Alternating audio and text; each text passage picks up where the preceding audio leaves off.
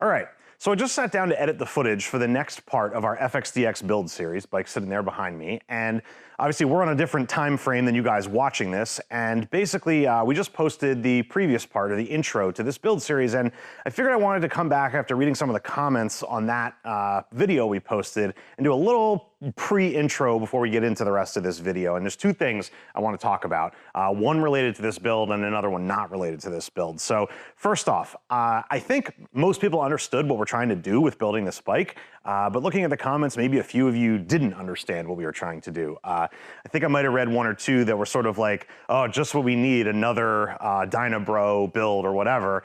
And you know what? Yeah, maybe that is exactly what we need, and maybe it's not. You know, I don't know how many videos there are on YouTube, maybe a billion, maybe a trillion. My guess is probably not all of them are for you. So if a video's not interesting to you, maybe just move on and watch something else. The other thing, we're not building this bike trying to do something new and original and unique. We've done some other videos where we do stuff like that. We do other projects in the shop where we do stuff like that. But I think I was pretty clear that we're trying to build the everyman Dyna here. So yeah, it's been done a lot of times before. That's kind of the point. The idea on this series was to have an in-depth look at how to actually do it so that all the people out there who are trying to do this maybe might find a little bit of help with it. So like I said, if you don't need that help and you don't care, no problem. I'm sure there are some people that are interested in seeing it. I'm hoping there are, otherwise we're kind of wasting our time here. But that was the goal of this video, is to build something pretty common that a lot of people are looking to do and show you how to do it. And at the same time, build something that folks around here can learn how to stunt ride on, which again is not going to be an original one-off bike. It's going to be a bike that's going to be maybe a little bit common because that's what you want when you're learning how to do it. So hopefully that makes sense to everybody. Maybe it was my fault for not explaining what we were trying to do properly in that first intro, but hopefully that clears it up. The second thing I wanted to talk about real quick, and then I promise we'll get right back into the video, is the big question we keep getting asked here and on Instagram is, what's going on with the FXR? And I have heard all the questions and just have continued to forget to respond to them. The truth is, we're as impatient as you are to get back on that project, and unfortunately, the reason it's been parked in a corner and we haven't touched it in months is we are waiting on parts for it. And unfortunately, it's 2022. It's really no different than it was in 2021 or 2020. Parts availability and lead times are still a problem with certain manufacturers. And I'm not trying to throw anybody under the bus here, but we have one big thing we're still waiting on getting, and as soon as we get it, I promise we will be back on that video and back on finishing that build, at least that first phase of it. So sit tight, hopefully it'll be soon. We keep getting told it's gonna be any day now, any week now, any month now, so hopefully that starts to become true. So enough of that. Hopefully that answers those two questions, and let's just get on with the rest of this video.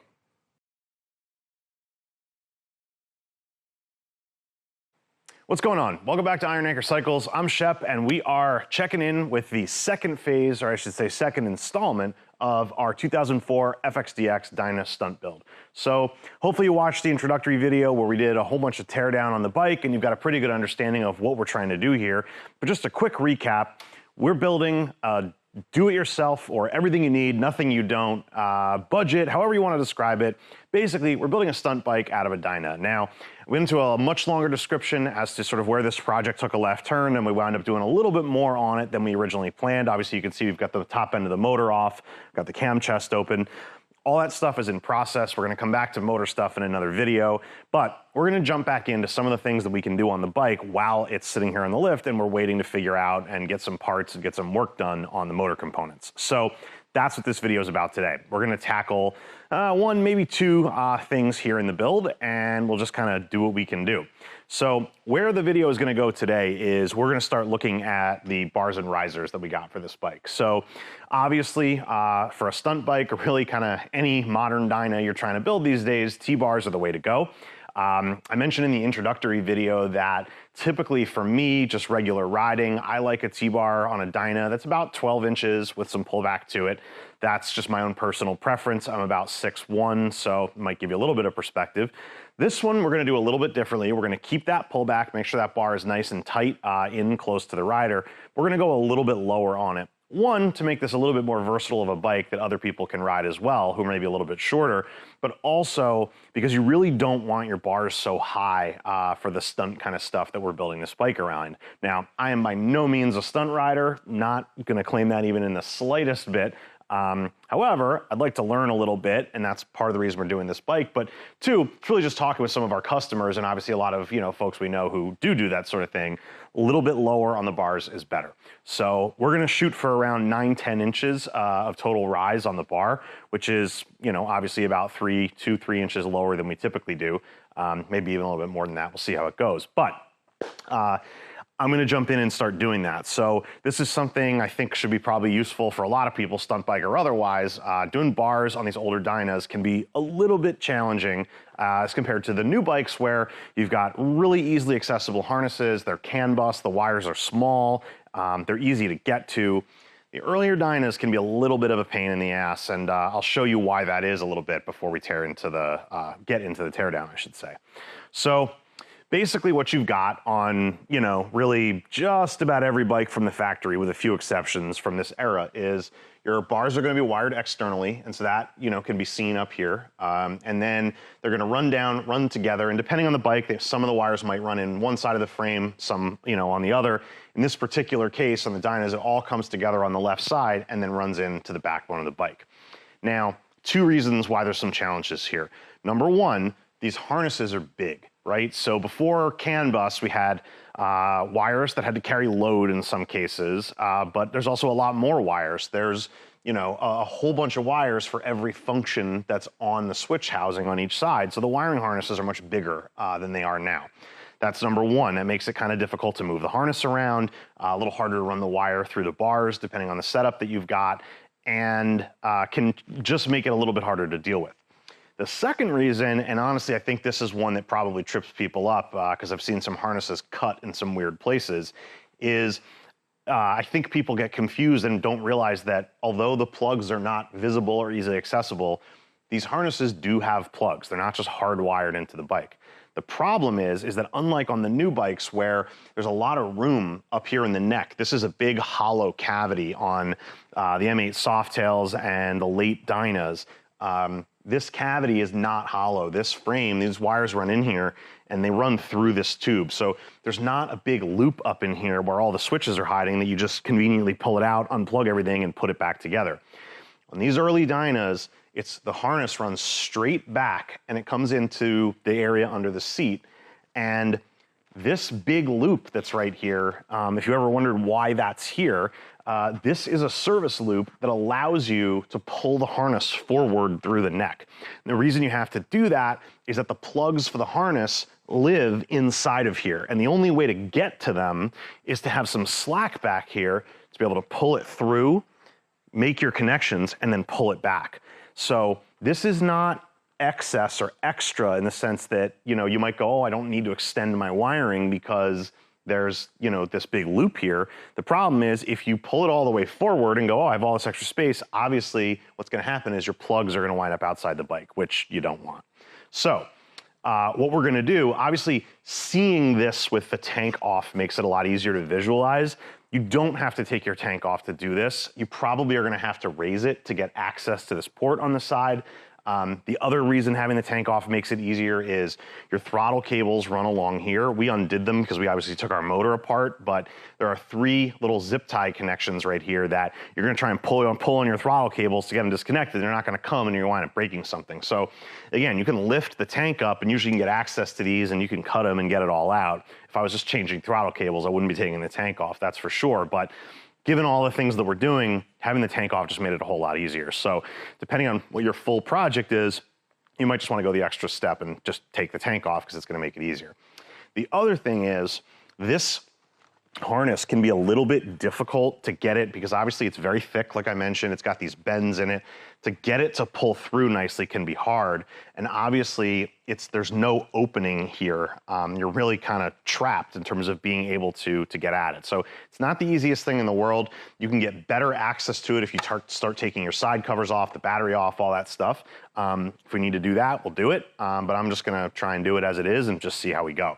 So The next step that we're gonna do, obviously, we've got our mirrors taken off, which is why the turn signals are dangling here. We're gonna start getting these bars stripped, probably lower the bike back down so it's a little easier to work on. We'll get these bars stripped and we will get the wiring harness disconnected, and I'll show you what that looks like.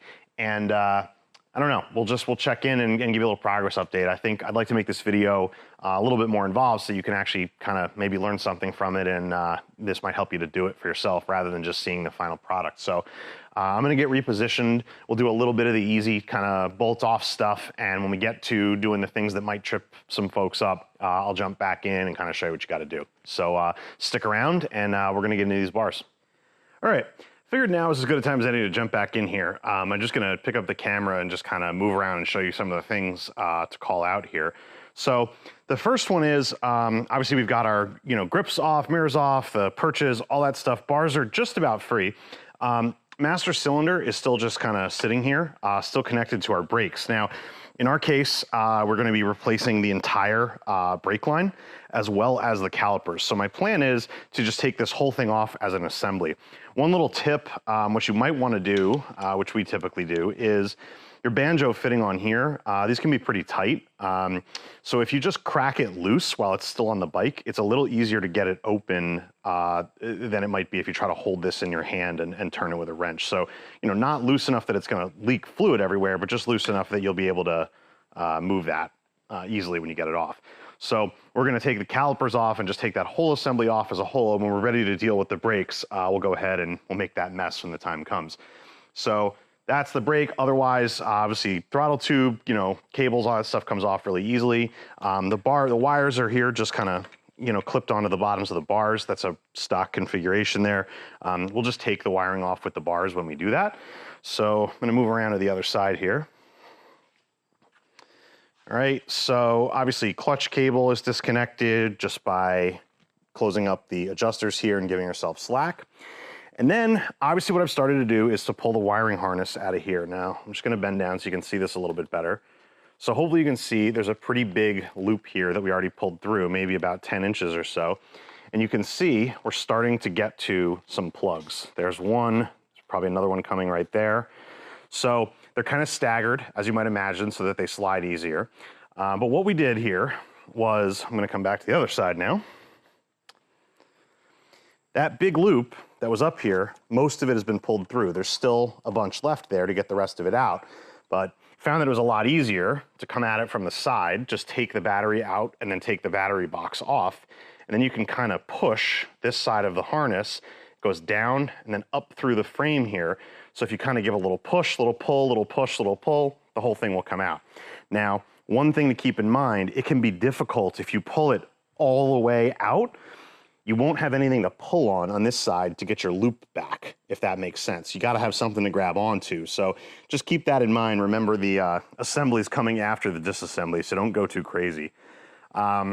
So basically the next thing we're gonna do is just get those wires disconnected, and then we'll start disconnecting gauges, headlight, all that stuff. We'll get the bars off, we'll get everything stripped down, and we'll start to look at the new bars that are gonna go on. All right, so just like that, we've got our bars removed. Now, obviously I showed you, we started to pull our wiring through over here. This is off camera, but I'll show you what that looks like. We got our harness totally out, and basically we just unplugged all the connections that needed to be unplugged, and we were able to take all of the controls and turn signals with the handlebars, take it right off the bike and go put it over on the workbench. Additionally, obviously the headlight plugged into one of the plugs on here, we took that off, and then the gauge cluster also plugs in, and actually the gauges, its plug is not inside the tube, it's tucked up behind between the gauges and the headlight, so that's this big one right here.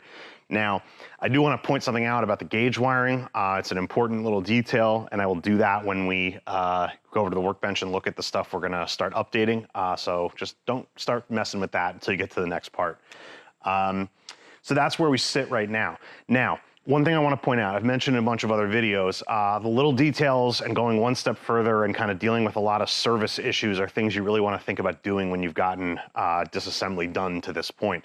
Now, we could really easily just wire up our bars and risers, throw them on, tuck everything back in and move on to other things. But when you're sitting here and you've got kind of everything down to this point, what you really want to do is go the extra step and see what else might need to be addressed on the bike. Now, we did a very little bit of test riding on this bike before we put it up here.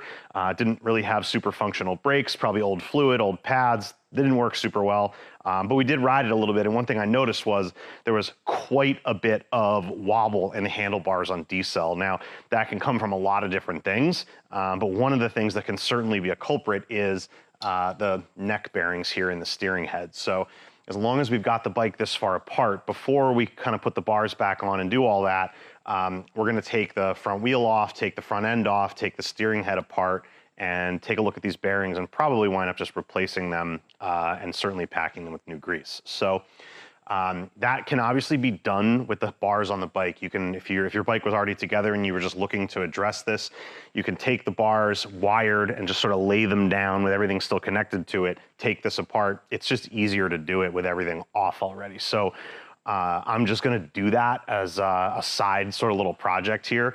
I'm not gonna get into shooting that stuff because it's not really on topic for this.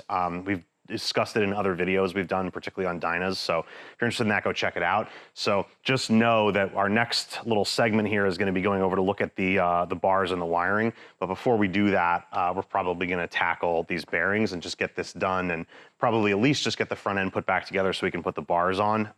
You know, maybe the wheel stays off because we got other things to do, but we'll tackle that when the time comes. But anyway, just wanted to call that out and just kind of let you know what we were doing. So yeah, at this point, it's time to start looking at some new parts and see how it's all gonna go together.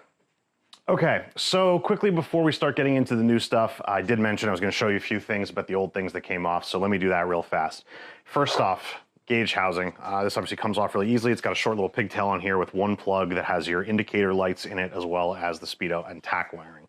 Now, what you'll notice here is that on the bike side of this harness, and obviously here down at the plug, you have a lot of different colors of wires. They're not all entirely unique. Some of them do the same function, some of them don't. But looking at this from the top, hopefully the camera will focus on that. All these wires are the same color. So be careful about cutting this and making sure that you understand what you're doing and that you don't mix up wires, because having to figure all those wires back out could be a pain. Obviously these are light bulbs, so switching, you know, one for the other on the same bulb is not a big deal, but obviously you need to get the correct wires to the correct light so the correct function works. And some of these switches are negative switched, and some of them are positive switched. So for example, your neutral indicator is a pickup in your transmission that when the ground contact is made by the neutral gear being the dog on the gear making contact with the neutral switch, that's what lights the light up. So that's a ground that's switching that switch, versus let's say a turn signal, which is when you apply power to your turn signals, that light is gonna light. So they're switched backwards, some of these. Your oil pressure works the same way as the neutral, and then obviously the lights are all positive. But in any event, just be careful about cutting this apart and just make sure you know what wire goes where. The other thing that makes this a little bit challenging is that, as far as I know, nobody really makes a kit for this. You're kind of on your own to do the extensions here. So basically it's a matter of kind of removing this loom, kind of separating everything, and then just making the extensions as long as you need to make them, basically the height of your riser minus the height of the original riser. So I'm gonna put that aside for the moment, and we'll take a look at the bars. So this is when I mentioned that this all kind of comes off as an assembly, similar to if it was internally wired. So you've got, you know, a switch on each side and a turn signal on each side, and you just have these little clips that are holding it into the bar, and they go down to your plugs. Now, this is a little different. This is your turn signal plug. So the bikes where the wires are running all to one side, you might find a situation like this where the turn signals share a plug. On a lot of other bikes, you'll find that the turn signal each has its own plug. Obviously, you need to make sure you know which is left and which is right. You know, you take a photo of this, and we always recommend that, you know, particularly these big connectors, take a photo of it from a couple different angles before you depin it. You will have to depin it. So you know how to put the wires back in, and also understand that there are wires that are the same color in these. They just have different stripes on them. So make sure, like for example, it's a white wire here. If I took a photo of it from just this angle that I'm looking at, I wouldn't necessarily notice that there's a yellow stripe on the side of it. So just make sure you get all of that. So back to the turn signals, if you just took a picture of this, you'd see that there are 2 blues, 2 purples, and 2 black wires. Now, For 4 of these wires, it doesn't matter if you mix them up, right? So one of the wires is a ground on each side, one is a running light on each side, and one's a turn signal. So the black wire is the ground, the blue wire is the running light, that purple wire is the turn signal. So, you know, all 4 of those wires don't matter, but obviously left, right definitely matters on the turn signal.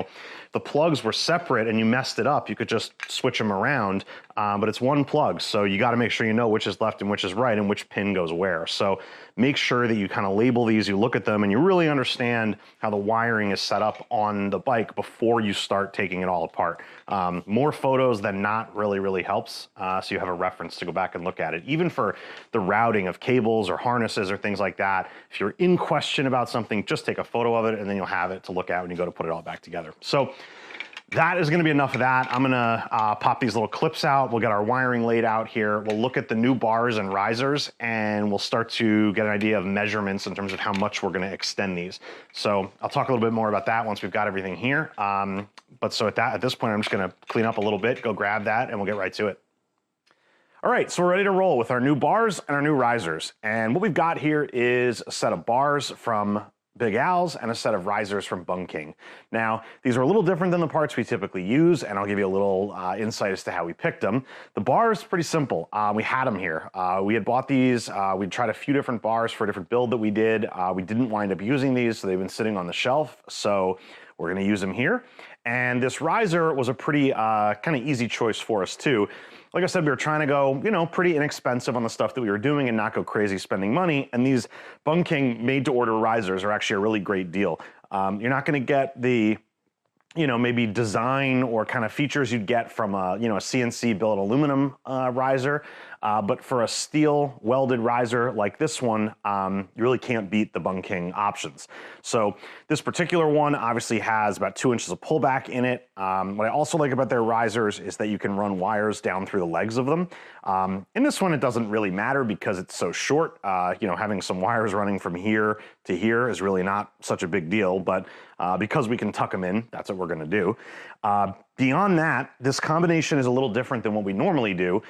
Typically, we run a more moto-style bar with less rise in it and then a taller riser to achieve whatever height we're looking for. In this particular case, obviously, this combination is, you know, let's see if I can get you to see that. It's, you know, pretty close to half and half bar, half riser. And part of the reason we did that is we're gonna have our gauges mounted up on top of this riser. So having this sort of window in here to have it kind of fill in there, I think looks pretty good rather than having the gauges sticking way up over the bars. But, you know, to each his own, up to you. So before we get started with wiring these up, we've just got a little bit of work to do. And I'll show you what we've got here. So we've got some harnesses to extend, and I think I mentioned that. Obviously, we've got our switch controls for each side, and then we've got our turn signals. Now, for the turn signals, we're gonna use these small micro LED turn signals. They don't have any running light functionality in them, but that's okay. We use them on a lot of builds. They're super inexpensive, and they look great because you don't see them, but they get the job done. So what's nice about these is that the wiring on them is quite long, so you don't need to buy any kind of extensions like you would if you were reusing your stock turn signals. And then we're just gonna plug those into the existing plug that we cut off the bottom of the stock turn signals. Now, you can see here I labeled them left and right, and this is kind of what I mentioned before. If you didn't do that, you wouldn't really know which one was which, and you'd have to kind of guess and check. So, basically the next thing we're gonna do is just depin these connectors on the stock switch housings. We'll put our extensions on, and we'll get these bars wired up. Now, in our case, our riser and bar combination is about 4 inches higher than what it was from the factory, so more or less, that's the extension we need to make in the wiring. What I like to do, we always tend to use these kind of universal kits where you get pretty long lengths of wire and you can just cut them down to the length that you need. For me, in this particular scenario, like I said, 4 inches, what I typically like to do is go about 2 inches longer on the actual wires. And the reason for that is you use up about an inch making the solder connections, and then the other inch is just sort of that kind of safety factor. So if I need 4-inch extensions, we'll do 6-inch lengths of wire. Now, on the newer bikes, the way that these come either from Gorilla or LA Choppers or whoever's kit you're gonna buy, they're gonna come with the ends pre-made and new plugs on them. These don't come that way. They've got these little the female side of these pin connectors that go inside the switch house, or I'm sorry, that go inside the plugs that you need to crimp on here. Now, I think it's 6 1/2 dozen the other. To me, whether it's faster to put all these ends onto all these wires and then just, you know, do this as one piece and solder it onto the end, or as long as you're gonna have to have the soldering iron out anyway, just cut this and make 2 solders on each wire and just reuse the factory ends. I don't think it really makes a difference. The only other tip I'll give you on this is, depending on your bar and riser setup and how difficult or easy it is going to be to pull the wires through, you might want to think about staggering the solders so that you don't have a big clump of connections all in one spot. On ours, it's a pretty simple, you know, easy bends and whatever else.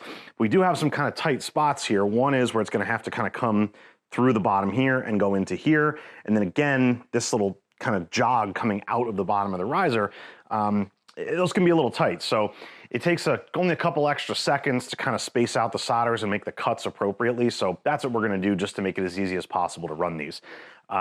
Certainly if you were doing like a 1-piece T-bar or something like that, you definitely wanna space those out to make sure you didn't wind up getting it jammed up somewhere when you try to pull it through.